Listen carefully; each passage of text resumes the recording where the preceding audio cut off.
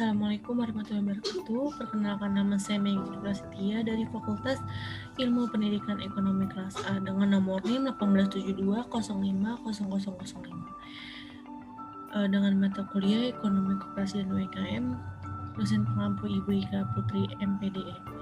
Di sini saya akan menjelaskan tentang bentuk, jenis, dan proses pendirian koperasi. Bentuk koperasi. Sebagaimana dalam pasal 15 UU nomor 12 tahun 1992 tentang perkoperasian disebutkan bahwa koperasi dapat berbentuk koperasi primer atau koperasi sekunder. Dalam penjelasan pasal 15 nomor 12 tahun 1992 disebutkan bahwa pengertian koperasi sekunder meliputi semua koperasi yang didirikan oleh dan beranggotakan koperasi primer dan atau koperasi sekunder berdasarkan kesamaan kepentingan dan tujuan efisiensi baik koperasi jenis maupun berbeda jenis atau tingkatan. Koperasi sekunder dibentuk oleh sekurang-kurangnya 3 koperasi yang berbadan hukum baik primer maupun sekunder. Bentuk koperasi. Menurut Undang-Undang Perkoperasian, koperasi dapat berbentuk koperasi primer atau koperasi sekunder. 1. Koperasi primer.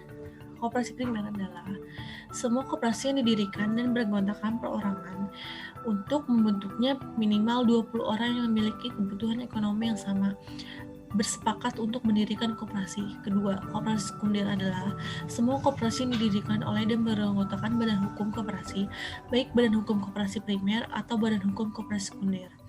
Dibentuknya koperasi sekunder harus berdasarkan adanya kesamaan kepentingan dan tujuan efisiensi usaha bagi koperasi sejenisnya ataupun berbagai jenis dan tingkatan yang akhirnya bermuara pada peningkatan kesejahteraan anggota koperasi primer.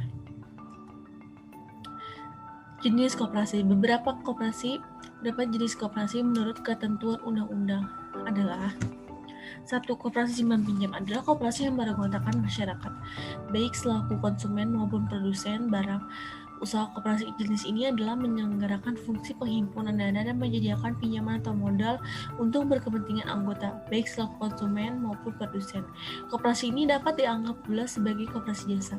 Yang kedua, koperasi konsumen adalah koperasi yang beranggotakan para konsumen atau pemakai barang kebutuhan sehari-hari. Usaha koperasi jenis ini adalah menyelenggarakan fungsi penyediaan barang-barang keperluan keseharian untuk kepentingan anggota dan masyarakat selaku konsumen. 3. Koperasi produsen adalah koperasi yang beranggotakan pada produsen barang dan memiliki usaha rumah tangga. Usaha koperasi jenis ini adalah menyelenggarakan fungsi penyediaan barang atau sarana produksi, pemrosesan dan pemasaran barang yang dihasilkan anggota selaku produsen. Yang keempat, koperasi pemasaran adalah koperasi yang beranggotakan para pemasok barang hasil produksi. Usaha koperasi jenis ini adalah menyelenggarakan fungsi pemasaran atau distribusi barang yang dihasilkan atau diproduksi oleh anggota. Yang kelima, koperasi jasa adalah koperasi yang menyelenggarakan fungsi pelayanan jasa tertentu untuk kepentingan anggota, misalnya jasa asuransi, angkutan, audit, pendidikan, dan pelatihan, dan sebagainya. Tata cara pendirian koperasi. 1. Persyaratan pembentukan koperasi dalam UU nomor 25 tahun 1992 tentang perkoperasian, yaitu dalam pasal 6 sampai dengan pasal 8 disebutkan bahwa persyaratan untuk membentuk koperasi adalah sebagai berikut. Yang pertama, persyaratan pembentukan koperasi didasarkan atas bentuk koperasi yang akan dibentuk, yaitu apakah koperasi primer atau koperasi sekunder. Yang kedua, untuk persyaratan pembentukan koperasi primer memerlukan minimal 20 orang anggota. Untuk persyaratan pembentukan koperasi sekunder memerlukan minimal 3 koperasi yang telah berbadan hukum. Yang ketiga, koperasi yang dibentuk harus berkedudukan di wilayah negara Republik Indonesia. Dan yang keempat, untuk pembentukan koperasi dilakukan dengan akta pendirian yang memuat anggaran dasar.